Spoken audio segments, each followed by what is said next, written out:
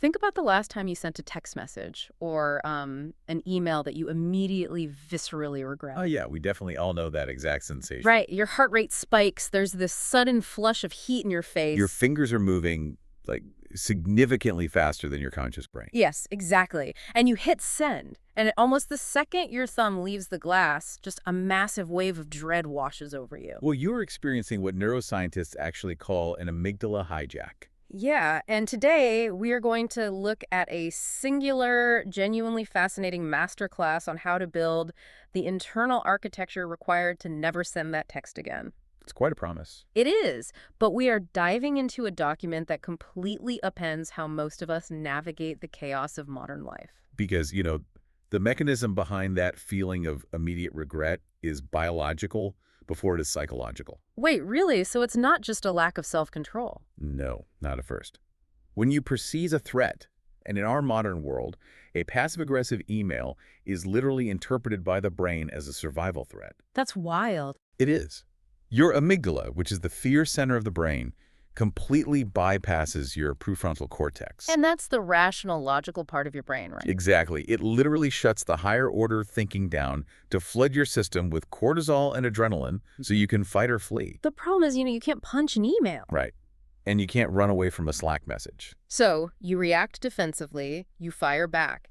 You basically let someone else's chaos dictate your biology. Yeah, they do. And typically, when we look for solutions to that incredibly pervasive modern problem, we turn to, I don't know, sprawling philosophical treatises, ancient stoicism, or like 12-step corporate wellness programs. Right, we look for external systems to impose order on our internal chaos. Exactly. But the source material for our deep dive today isn't a published book. It is not a peer-reviewed study out of a psychology lab. No, it's something much more intimate. It really is. It's a deeply personal, private manifesto titled Principles of Character of Andrae Houston.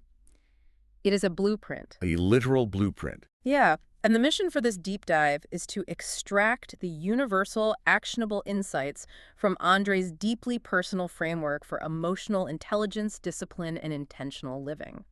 To help you, the listener, basically figure out how to translate these mechanics to your own life. Right, because encountering a document like this is incredibly rare. Oh, absolutely. The intense psychological labor required to produce it is just massive. You don't just sit down on a random Tuesday morning, open a blank document, and write out the exact functional mechanics of your own integrity. No, definitely not. To articulate your own boundaries, your specific triggers, the grounding mechanisms you use to stay sane, and your philosophy on something as complex as loyalty with this level of clinical precision. It means you have done a tremendous amount of internal archaeology. Internal archaeology. I love that phrasing. Yeah, it implies digging through the dirt of your own past mistakes to find the foundational structures underneath.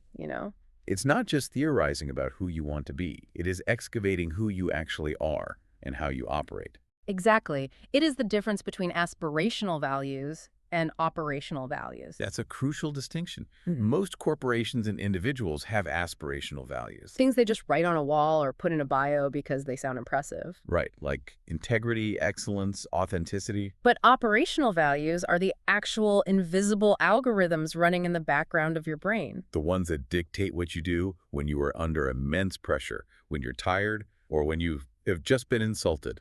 And Andrae Houston has somehow managed to drag his operational algorithms out into the light, examine them, and codify them into a living document. It's incredible. So before we jump into the first major pillar of this manifesto, I want to ask you, the listener, to actively participate in a thought experiment. This is a good one. Imagine you had to sit down tonight, close your laptop, and write out your own character statement. Not the idealized version of yourself that you present on a first date. Or in a job interview. Right. If you had to write down the absolute non-negotiable rules for how your emotional engine runs, what would be on that page? It is a heavy, almost intimidating question. It is.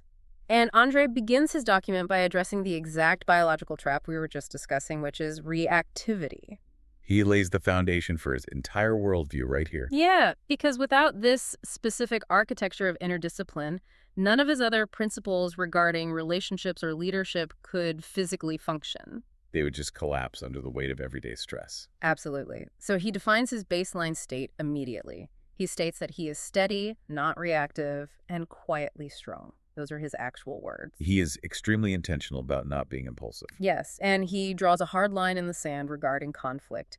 He explicitly states that he does not cut people off in heated moments. which goes against our modern instincts. Completely. He writes, "By the time I remove myself, I've already processed it, weighed it, prayed on it, and made peace with it." Let's look at the mechanics of that. He is saying the peace comes before the action. Okay, let's unpack this. He also states that he refuses to let someone else's crisis become his own. Which is such a powerful boundary. He uses this beautiful imagery of remaining the pilot of his own ship in turbulent waters. When things go wrong, he doesn't scramble for blame. He assesses what is within his power to change with what he calls calm resolve. Calm, resolve. There is an enormous amount of psychological regulation packed into that sequence. There really is. When he says he doesn't cut people off in heated moments, he is actively refusing to let the amygdala hijack dictate his relationships. Right. He's creating a temporal gap, like a literal measurement of time between the stimulus and his response.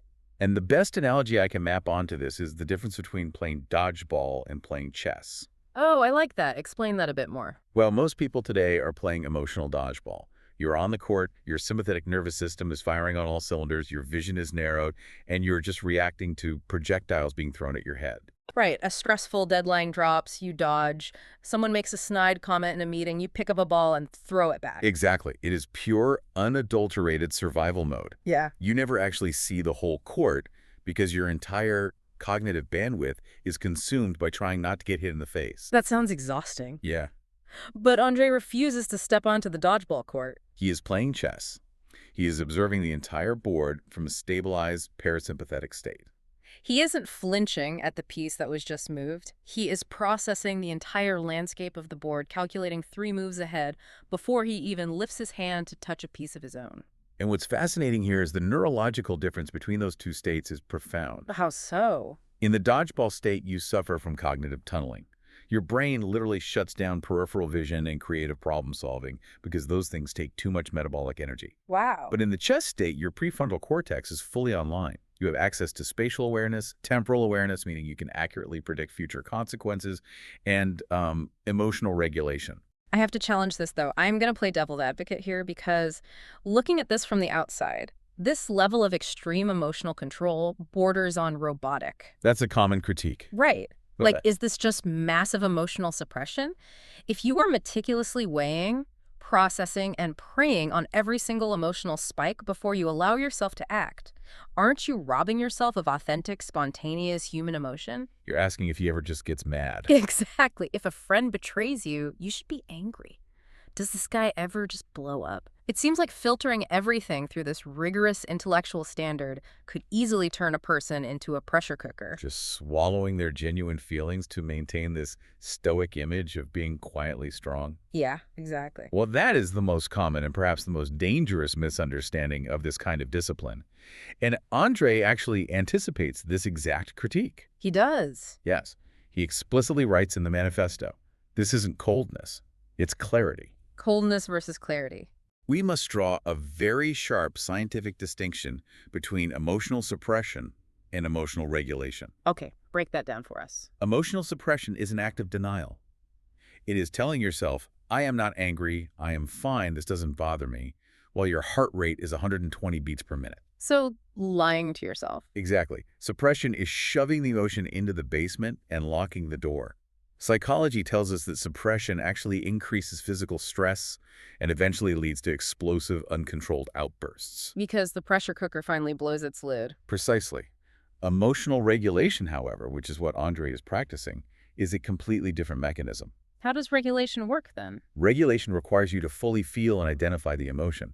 Regulation is saying, I am incredibly furious right now, my heart is racing, I feel betrayed, and every instinct in my body wants to destroy this person's reputation. You acknowledge the fire. Yes. But then you use your higher order cognitive functions to say, because I am this angry, I am compromised. Therefore, I will not make a decision or take an action until this chemical wave is passed. You don't ignore the emotion, you quarantine it until it can be processed. Exactly. So he is feeling the dodgeball hit him, it hurts, it leaves a bruise, but he is consciously choosing to hold the ball instead of violently hurling it back in the dark. That takes a lot of strength. It does. He notes that this inner discipline is a muscle built through years of quiet observation. You do not build a muscle by avoiding resistance. You build it by taking the full weight of the emotion, feeling the burn, and learning how to hold it steady.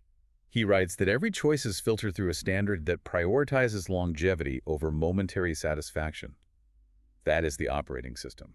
Prioritizing longevity over momentary satisfaction. I mean, that sounds great on paper, but momentary satisfaction is chemically intoxicating. Oh, incredibly. When someone insults you, the momentary satisfaction of delivering a devastating, witty comeback is a massive dopamine hit. It feels incredible in the moment. It feels like justice. It feels like justice to the ego, absolutely. But that dopamine hit is cheap, and it has a terrible exchange rate. A terrible exchange. Yeah. The cost of that 10-second thrill is usually the long-term viability of the relationship or your own professional reputation. That makes a lot of sense. When you act out of anger, you get to feel powerful for about 20 minutes. Then the stress hormones metabolize, the adrenaline fades, and you are left staring at a fractured landscape. And then you have to spend the next 3 weeks doing damage control, apologizing, and trying to rebuild trust. Exactly. Andre's methodology entirely bypasses that hangover. Because he waits to act until he has weighed it and made peace with it, his action is surgical. It totally flips the modern script on conflict resolution. We've kind of been conditioned to believe that we need to act out our emotions in order to purge them. Right, like venting. Yeah, we yell, or we storm out of a room, or we send a blistering text message because we think, if I just get this out of my system, I will finally feel at peace. But Andre is operating on the exact opposite timeline. He says you must secure the peace first. Only after you are settled do you take the action, because then your action is principled rather than reactionary. Which brings us to the fascinating concept of emotional contagion and his refusal to let someone else's crisis become his own. Emotional contagion, like catching a cold. Kind of. What? We briefly touched on mirror neurons earlier. These are specialized cells in the brain that fire both when you perform an action and when you observe someone else performing that action. Okay. They are the biological basis for empathy, but they are also the reason panic is contagious. Ah, I see. When a person comes at you in a state of absolute chaos, screaming or panicking, your mirror neurons automatically attempt to synchronize your nervous system with theirs. So your brain says, they're panicking, there must be a predator, I should panic too. Exactly. It is a biological tether. They are unconsciously dragging you into their storm. And this is why Andre's metaphor of being the pilot of his own ship is so apt. Because if you allow your mirror neurons to hijack your state, if you match the other person's chaotic energy, you have literally handed the wheel of your ship over to a panicked passenger. You are no longer navigating, you are just adrift in their storm. By maintaining his calm resolve, he is manually overriding that biological tether. And when you are the pilot and things inevitably go wrong, you don't waste time on the blame game. Right. He specifically notes that he doesn't scramble for blame. Blame is the ultimate form of emotional dodgeball. It is a completely useless expenditure of energy. Pointing out who threw the ball doesn't change the fact that you are currently losing the game. Assessing what is within your power to change, however, actually moves the needle. Blame is retrospective. It looks backward to find a scapegoat to soothe the ego.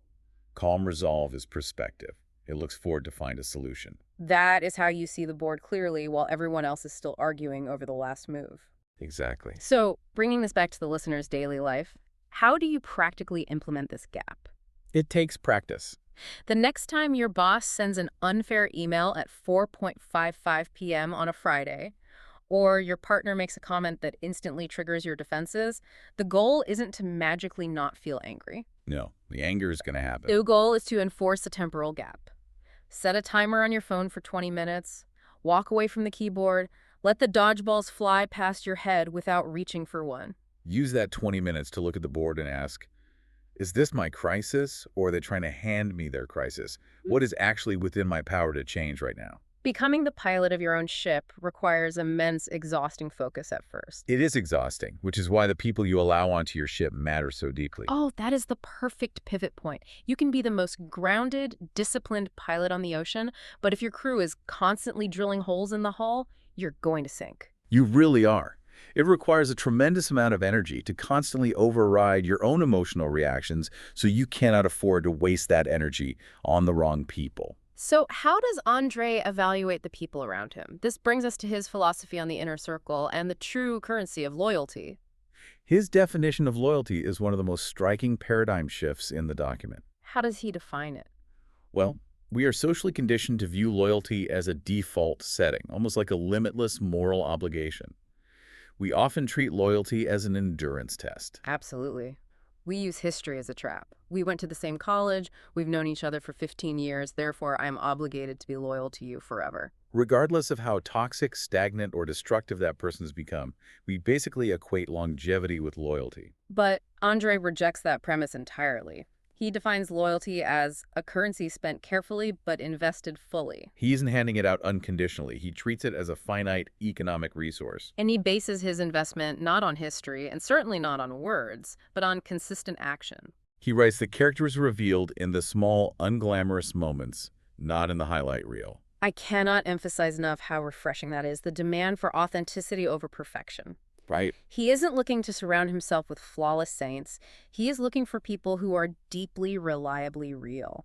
He values depth over breadth. Explicitly preferring a few incredibly solid connections over a vast ocean of superficial acquaintances. And then he sets the ultimate benchmark for his inner circle. If you are in his circle, he trusts you with his back, not just his front. To understand the weight of that statement, we need to look at the cognitive limits of human relationships. Like Dunbar's number. Exactly. Evolutionary anthropologist Robin Dunbar famously proposed Dunbar's number, suggesting that human beings can only maintain about 150 stable social relationships. But within that 150, there are layers, right? Yes, the innermost layer, the people you would call in the true crisis, the people who actually impact your daily emotional state, is typically limited to about 5 people. Wow, just 5. Your brain simply does not have the processing power or the emotional bandwidth to deeply care about more than a handful of individuals at a time. But modern technology has completely warped that natural limit. Oh, completely. We are living in an era where social media platforms and professional networking sites incentivize us to collect human beings like trading cards. We have thousands of followers, 500 LinkedIn connections, and we are constantly exposed to the curated highlight reels of hundreds of people every single day. Which creates a massive illusion of intimacy. You see someone's vacation photos or their promotion announcement, and your brain automatically categorizes them as a friend. But a highlight reel requires zero character. Anyone can look loyal, successful, and kind when they're controlling the narrative and posting their best moments. Exactly. So my question is, in an era of networking and collecting acquaintances, how do we actually pierce through that illusion? How do we measure these unglamorous moments Andre talks about? It requires a fundamental shift in observation. You have to stop looking at the center of the stage and start looking at the negative space. The negative space. Yeah. The highlight reel is who pays for the extravagant dinner. The unglamorous moment is how that person speaks to the exhausted waiter when the order comes out wrong. Oh, wow. The highlight reel is the brilliant, charismatic presentation in the boardroom. The unglamorous moment is whether that person shares the credit with the junior analyst who compiled the data, or if they quietly take it all for themselves. Do they keep your secrets when they are mad at you? Exactly. When they are inconvenienced, a flat tire, a delayed flight, a lost reservation, does their emotional regulation collapse, or do they maintain their calm resolve? Yeah. That is where the mask slips. It's the Tuesday morning character versus the Saturday night character. Everyone is fun on Saturday night, Sure. but who is reliable on a grim, rainy Tuesday morning when the stakes are low but the annoyance is high? And that brings us back to his profound litmus test. Trusting you with his back, not just his front. It's such a striking image. From a purely biological and tactical standpoint, facing someone gives you the illusion of control. You can see their hands, you can read their microexpressions, you can anticipate their movements, you can defend yourself. But to turn your back to someone requires an absolute relinquishing of control. It is the ultimate vulnerability. It means trusting them in your blind spots. It means trusting the way they speak about you in rooms where you have no representation. If your name comes up in a room full of opportunists, does your inner circle defend you, or do they stay quiet to protect their own status? Trusting someone with your back means you believe their operational values align with yours, even when there is no audience to applaud them for it. Giving that level of trust to the wrong person is catastrophic, which makes the economic metaphor of currency so vital. If loyalty is a currency and you spend it recklessly, you will go broke. Think about a novice investor who takes $1 million and throws it at every passing crypto fad, every multi-level marketing scheme, and every shiny startup that crosses their desk. They eventually go bankrupt. The exact same principle applies to emotional currency. If you spend your loyalty, your time, and your deep emotional bandwidth on people who are fundamentally inauthentic, People who are energy or vampires. people who only exist in a highlight reel, you will experience a very real phenomena: emotional bankruptcy. An emotional bankruptcy manifests as profound burnout, cynicism, and isolation. You feel empty because you literally have nothing left in the bank. And tragically, when the few people who do deserve your loyalty finally need you, your accounts are empty. You have no energy left to give to your spouse or your best friend because you spent it all trying to appease 50 superficial acquaintances. Spent carefully, but invested fully. That is the key phrase. He isn't withholding loyalty out of paranoia. Right, when someone passes the test of the unglamorous moments, he goes all in.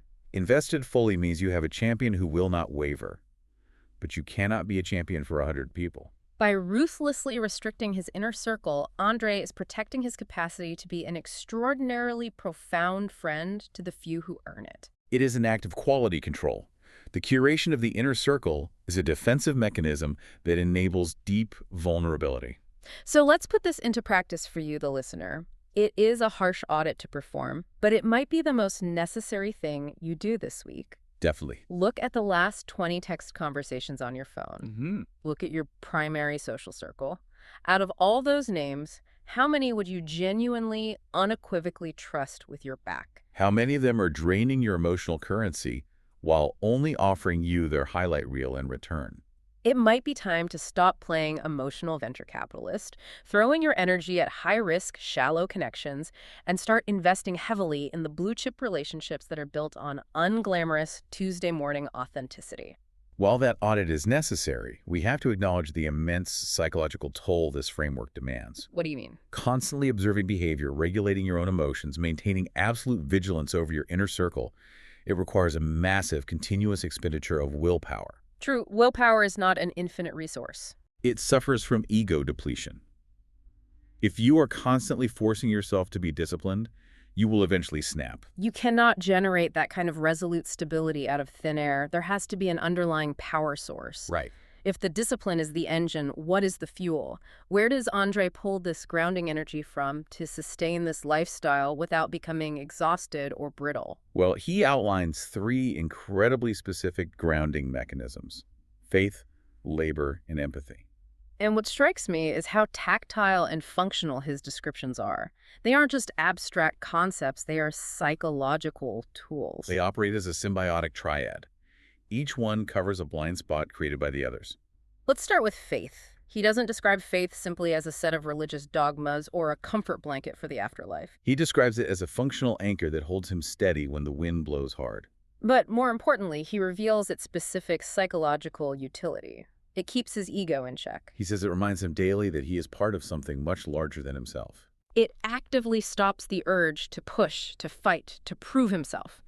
It teaches him that he doesn't need to force doors open that were meant to stay closed. If we connect this to the bigger picture, the ego is fundamentally a defense mechanism designed to protect a fragile sense of self. Right. The ego's prime directive is survival, status, and control.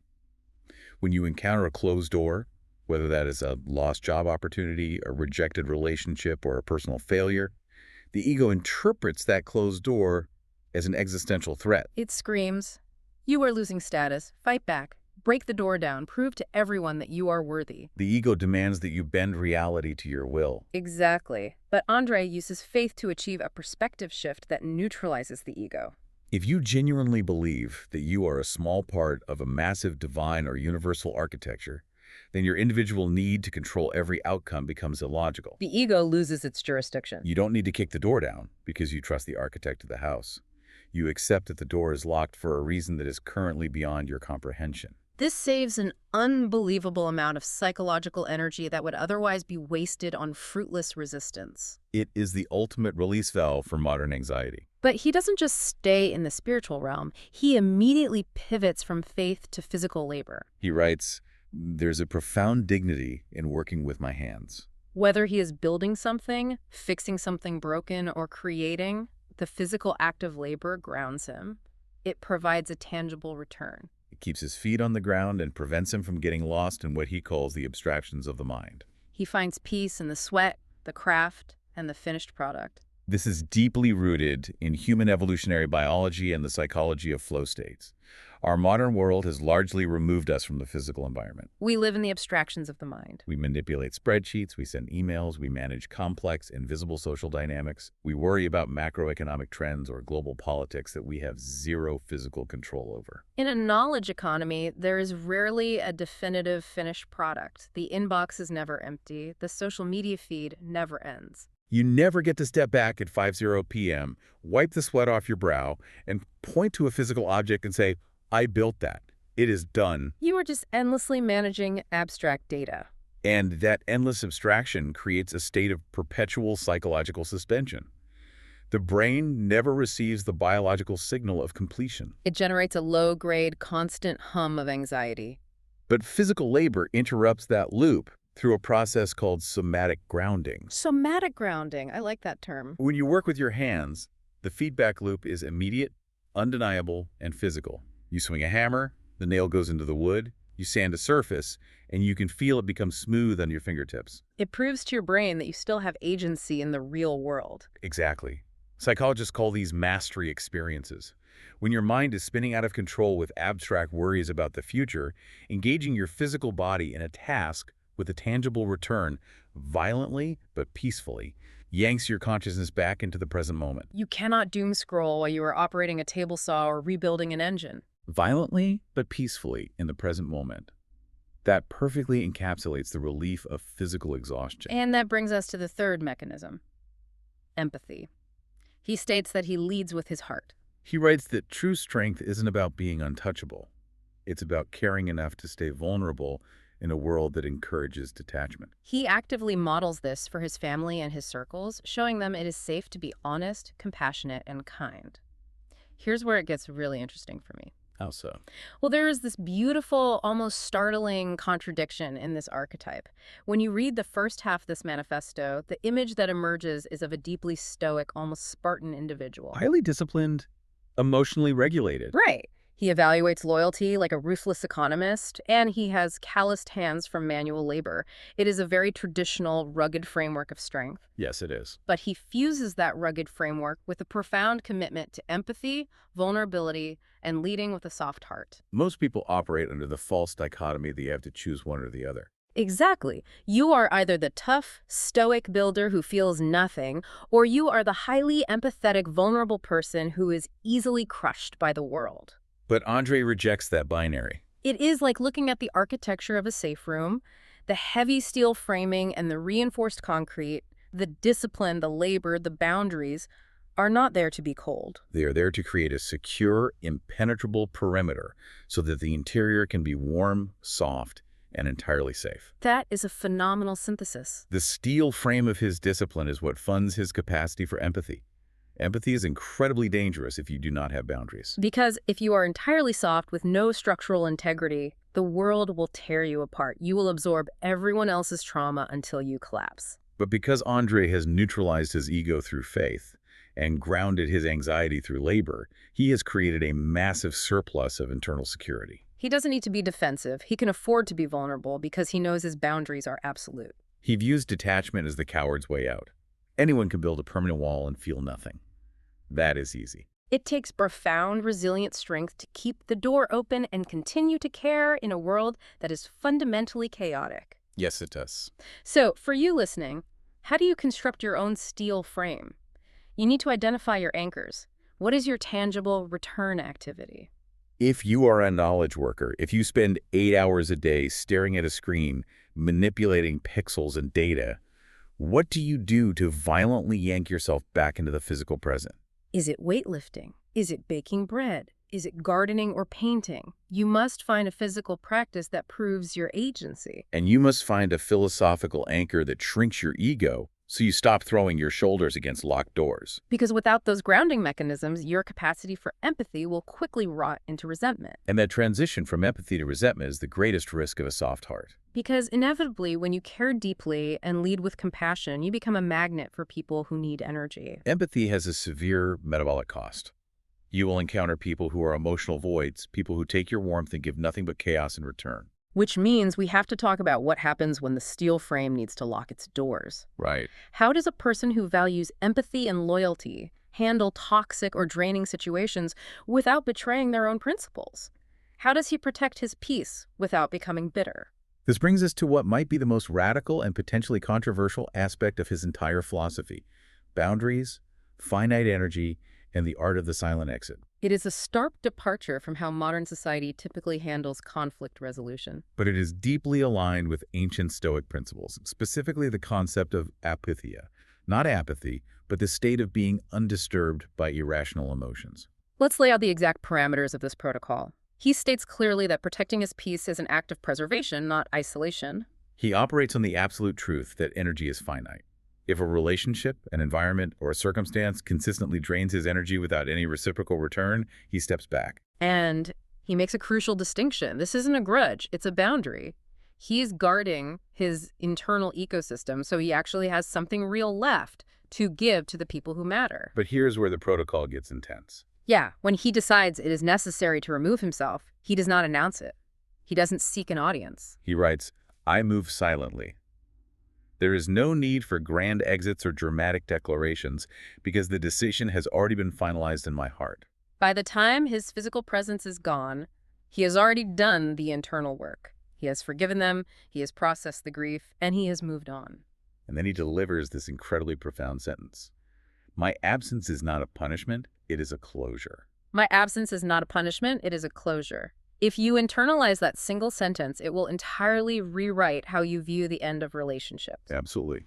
But I am going to push back extremely hard on this because we have to contextualize this in modern dating and social culture. Okay, let's be real for a second. To a massive percentage of the population, a silent exit is indistinguishable from ghosting. People hate ghosting. You just disappear. Yeah. No final conversation, no text message explaining why, no opportunity for closure for the other person. Ghosting is widely condemned as cowardly, toxic, and deeply damaging to the person left behind. Right. So how is Andre's silent exit not just a sophisticated rationalization for taking the easy way out of an uncomfortable confrontation? Doesn't a silent exit deny the other person the chance to understand their mistake and grow?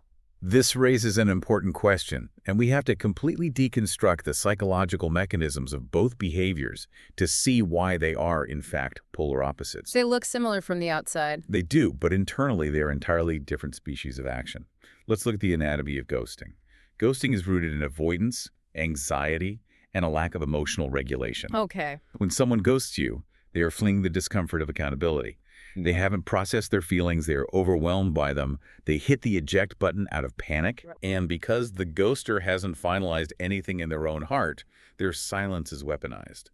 It is confusing, chaotic, and leaves the other person in a state of agonizing ambiguity. Ghosting is emotional dodgeball at its worst, running off the court so you don't have to play. Okay, so ghosting is driven by fear. Yes. Now look at the prerequisites Andrei lists for the silent exit. He doesn't leave when he is confused. He leaves when he is absolutely clear. The decision has already been finalized. He has already gone through the painful process of forgiveness. He isn't fleeing a confrontation. He has simply calculated that a confrontation would be an entirely futile expenditure of his finite energy. Let me stop you there, though. What about the other person's growth? What do you mean? If I am a flawed person and I do something that crosses your boundary, but I am genuinely unaware of the impact of my actions and you just silently exit my life, aren't you depriving me of the mirror I need to improve? Isn't it somewhat arrogant to just decide I'm not worth the explanation? That is a very compelling argument, but it assumes a social contract that Andrei does not subscribe to. A social contract. Are you viewing your friend or your partner as a rehabilitation center for your behavior? Is it the responsibility of another adult to teach you how to be a decent person at the cost of their own peace? Wow, that's blunt. If this is a one-off mistake within an established inner circle, Andrei's principles of loyalty and listening would dictate that they work through it. But the silent exit is reserved for situations that consistently drain him without return. It implies a pattern. If someone has repeatedly demonstrated a commitment to misunderstanding you or a pattern of toxic behavior, offering them a dramatic explanatory exit isn't going to suddenly spark a spiritual awakening in them. It is just going to give them ammunition to argue with your boundary. Exactly. Oh, that is so true. We often trick ourselves into thinking a confrontation will bring closure. We think if I just perfectly explain exactly how much they hurt me, they will finally understand, they will apologize, and I will feel better. But that almost never happens because your need for a grand exit or a dramatic declaration is entirely driven by the ego. The ego wants the last word. The ego wants to see the look of regret on their face. A dramatic exit is actually a desperate plea for external validation. It is a demand that the other person acknowledge your pain and validate your decision to leave. But if they couldn't respect you when you were present, why would they suddenly respect your explanation when you were leaving? They won't. They will just gaslight you or turn the argument around, and suddenly you are dragged right back into the storm you were trying to escape. Andre's silence strips the ego of that desire. He doesn't need them to validate his boundary for the boundary to be real. By realizing that his absence is a closure, not a punishment, he fundamentally shifts the utility of his presence. When you ghost someone, you are using your absence as a weapon to inflict anxiety. But when you execute a silent exit, you are using your absence as a shield to protect your finite energy. You are preserving the resources required to maintain the warm, empathetic interior for the people who actually reside within your steel framing. I am not punishing you. I'm simply closing the account. That is an unbelievable level of emotional autonomy. It challenges the deeply held societal myth that we owe everyone an explanation for our boundaries. You do not owe an explanation to someone who is committed to draining you. Giving them your reasons is just giving them more of your finite currency. So, listener, I challenge you to look at your own history of conflict. Think about the friendships that dissolved, the relationships that ended, the jobs you left. Look closely at your own behavior during those endings. Were your dramatic arguments and your grand exits really about seeking genuine resolution? Or were they desperate pleas for validation? Were you trying to protect your peace, or were you trying to punish the other person to satisfy your ego? The next time you realize that dynamic is irreparably toxic, what would it look like to simply finalize the decision internally, forgive the reality of the situation, and make a silent move? It takes an astonishing amount of maturity to walk away without slamming the door behind you. It is the ultimate test of ego management. But this brings up a crucial vulnerability in this entire framework. What's that? This level of boundary setting, this intense internal processing, the silent exits, it can sound incredibly resolute, almost dangerously rigid. Right. It paints a picture of a man who believes he has it all figured out and everyone else is just failing to meet his standards. What happens when Andrae is the one who gets it wrong?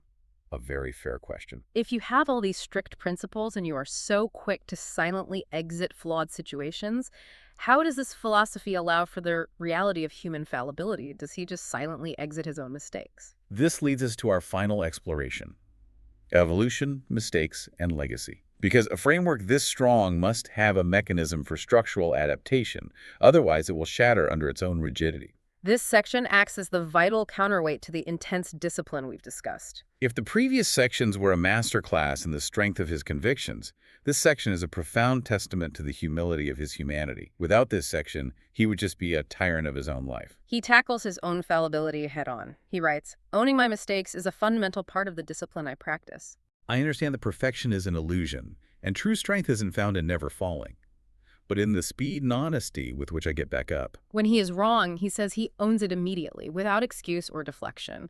He views errors not as failures of identity, but as necessary data points for course correction. And he notes that taking full responsibility strips the ego of its power to hide the truth, ensuring that he is always learning and refining his character. That phrase, stripping the ego of its power to hide the truth, reveals a deep understanding of cognitive dissonance. So what does this all mean? Let's break down the mechanics of that. Why does owning a mistake strip the ego of its power? As we discussed, the ego's job is to maintain a flawless, idealized image of the self. When you make a mistake, a gap opens up between your idealized self and your real self. This gap creates immense psychological discomfort known as cognitive dissonance. To relieve this discomfort, the ego's immediate reflex is denial and rationalization. It starts building a fortress of lies to bridge the gap. It wasn't really my fault. The instructions were unclear. They provoked me. The ego requires a massive amount of psychological energy to maintain this illusion. It is exhausting trying to constantly spin doctor your own reality. But the moment you step forward and state with absolute speed and honesty, I was wrong, I made a mistake and I own it entirely, you instantly collapse the gap. You align your idealized self with your real self. The cognitive dissonance vanishes. The ego has nothing left to defend, and therefore it loses its power over your behavior. By voluntarily taking the hit to your pride, you remove the fear of being exposed. You can look at the mistake objectively, extract the lesson, and course correct. This proves that his principles aren't a rigid prison. He specifically writes, "My principles are my anchor, but I recognize that being anchored doesn't mean being stuck in the mud." He consciously balances his fierce convictions with the humility to know he does not have all the answers. He remains adaptable, willing to listen to new perspectives and evolve. The analogy that perfectly captures this is the structural engineering of a modern super skyscraper. I love this analogy. If you build a massive tower, let's say 100 stories tall, and you make it perfectly rigid with absolutely zero give, what happens when a hurricane hits or an earthquake shakes the bedrock? The building snaps in half. It collapses under the atmospheric pressure. Exactly. To survive, a skyscraper must have a massive, unmovable foundation driven deep into the earth. That is his faith, his labor, his core principles. But the top floors of the building must be engineered to literally sway several feet in the wind. That sway is his humility. That sway is his adaptability and his willingness to own his mistakes. Without the sway, the whole thing shatters. That is a brilliant architectural translation of psychological resilience. Firmness in core values, flexibility in application. True maturity is knowing how to stay immovably firm in what matters most, while retaining the flexibility to bend, learn, and improve with the changing, unpredictable seasons of life. And a massive part of that flexibility is derived from how he interacts with the people around him, specifically through the mechanics of listening. This was another concept that forced me to reevaluate my own habits. He writes, "I have come to realize that silence is not just a defensive barrier, it is a tool for connection." He actively chooses to listen more than he speaks. And his specific intent is crucial. He listens to understand, not to gather ammunition. He listens for the unspoken words beneath the surface. Notice the incredible versatility of silence in his operational toolkit. We just spent a significant amount of time discussing the silent exit. In that context, silence was a shield used to leave the wrong room. But here, silence is an invitation used to deepen his presence in the right room. It's the same tool, calibrated for entirely different environments. Exactly. When you analyze how most people listen, especially in professional environments or during interpersonal conflicts, they aren't actually listening. Their cognitive load is entirely dedicated to formulating their reply while the other person is still speaking. Or, as Andrae so accurately puts it, they are listening to gather ammunition. This is combative listening. You are scanning their sentences for a logical flaw, a contradiction, or a moment of hypocrisy that you can weaponize to win the argument. We are right back on the dodgeball court. Combative listening is just waiting to catch their ball so you can throw it back at their face. Yes, but Andre's use of silence is an act of radical de-escalation. By providing patient, attentive silence, by not interrupting, by not immediately jumping in to fix the problem, defend his ego, or launch a counterattack, he creates a safe psychological vacuum. Human nature abhors a vacuum. When you give someone a space completely free of judgment and combative energy, they will eventually step into it with their authentic selves. They will drop their defensive posture, abandon their highlight reel, and start showing you their unglamorous truth. You begin to hear the fear or the insecurity beneath the anger. That fosters a depth of relational intimacy that combative chatter can never achieve. In all of these elements, the inner discipline, the curation of the inner circle, the grounding mechanisms, the boundaries, the humility to evolve, culminate in his ultimate vision for his life's trajectory. They culminate in his definition of legacy. He talks about sharing his strength, offering mentorship and service outside his inner circle. He recognizes the butterfly effect of intentional living, that a simple word of encouragement to the right person at the right time can alter the trajectory of their life. But the line that anchors this entire manifesto is how he defines the end goal. He writes, "Building a legacy is less about monuments and more about the blueprint I leave behind for my family and community." The contrast between a monument and a blueprint perfectly encapsulates the distance between ego-driven success and principle-driven significance. Let's pull that apart. What is a monument? A monument is an obelisk. It is a massive statue in a town square. It is static, it is entirely aesthetic, and its sole purpose is to demand admiration. A monument exists only to say, look at how wealthy, how powerful, and how important I was. It doesn't actually help anyone. You can't live inside a monument. It just feeds the ego of the person who built it. And historically, monuments inevitably erode. They're forgotten or they are torn down by the next generation. But a blueprint is entirely different. A blueprint is highly functional. It is a practical, detailed guide that says, this is exactly how you build a structure that can survive a storm. It is a set of instructions. Andrea doesn't want his life to be a statue that people just look at. He wants his life to be an operational manual. He wants his daily actions, his conflict resolution, his quiet strength, and his deep loyalty to serve as a testament that says to his children and his community, this is how you stand tall when the world is chaotic. This is how you work hard without losing your soul. This is how you remain faithful. A blueprint isn't about the ego of the architect. It is entirely focused on the safety, the success, and the survival of the people who use the building long after the architect is gone. It is about multiplying the good in the world. So listener, as we wrap up this deep dive, I want to leave you with a series of questions to audit your own operating system. How can you practice listening without gathering ammunition in your very next conversation? Can you sit in silence and actually try to hear the unspoken anxiety or fear beneath the surface of what your partner or your colleague is saying? When you look at the trajectory of your own life, what are you actually building? Hmm. Are you exhausting yourself trying to construct a monument to your own ego? Are you constantly trying to curate a perfect highlight reel on social media or in your career, just so people will admire you from a distance? Or are you building a blueprint? Are your Tuesday morning reactions, your unglamorous moments, and your quiet boundaries providing a set of instructions for resilience and integrity that your friends, your children, or your community could actually use to build their own lives? It is a profound, incredibly challenging standard to hold oneself to.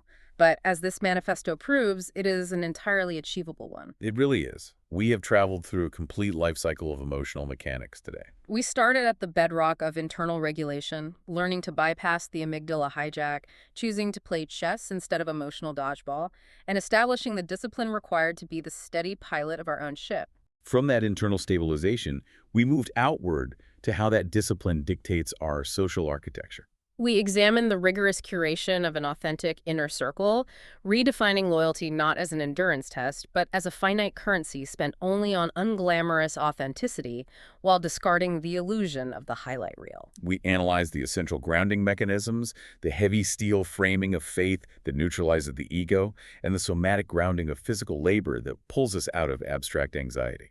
Which ultimately provides the secure perimeter necessary to safely maintain a soft, highly empathetic interior. We explore the absolute necessity of boundaries and the preservation of emotional bandwidth.